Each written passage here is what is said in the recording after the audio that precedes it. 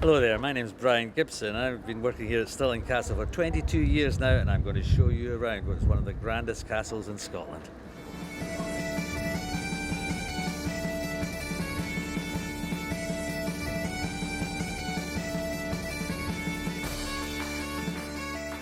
Well, the great importance of Stirling Castle came from its position guarding the crossing of the River Forth below us here.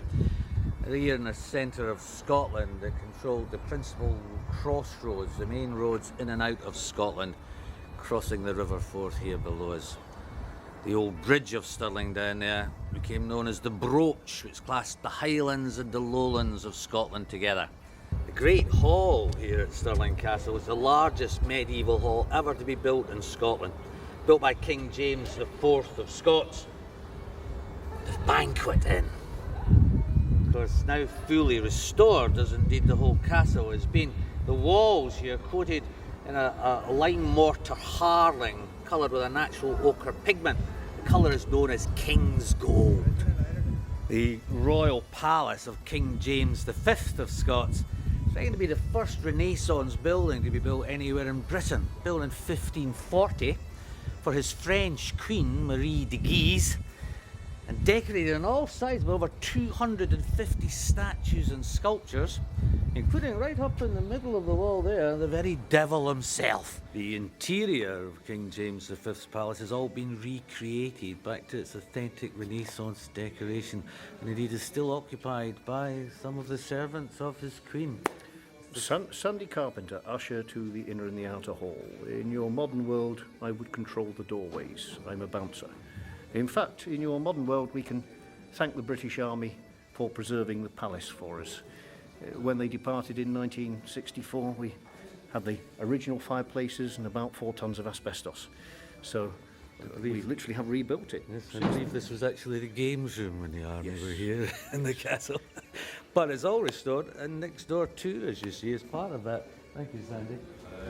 Tapestries, of course, tell the story of the hunt of the unicorn.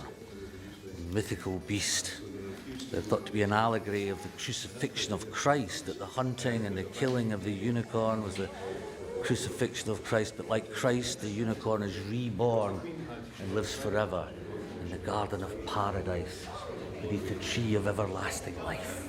In chief dress in the red chamber, and then properly dressed. Sadly, King James V of Scots died almost as soon as his palace was built, dying at the age of just 30.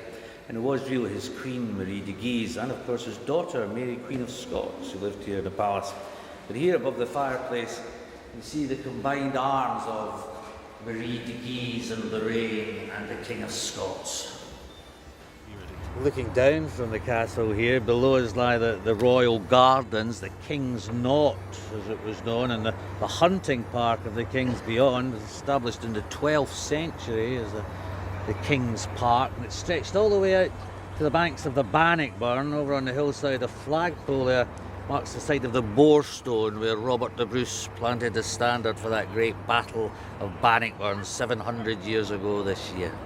Now, the Chapel Royal of King James VI of Scots was built by him in 1594 in the precise proportions of King Solomon's temple in the Holy Land, according to him. And of course, James VI was a king to know.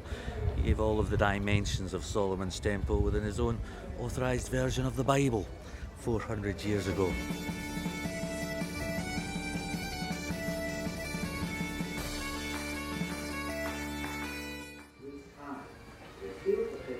Here in Stirling Castle, of course, we still have the Regimental Museum of the Argyll and Sutherland Highlanders, the regiment who made the castle their home right up until the 1960s. And a great many men have served their time here in Stirling Castle, including my grandfather up there, who served with the Argylls in the First World War. We just set up a new exhibition to commemorate the centennial of the beginning of the First World War here in the museum.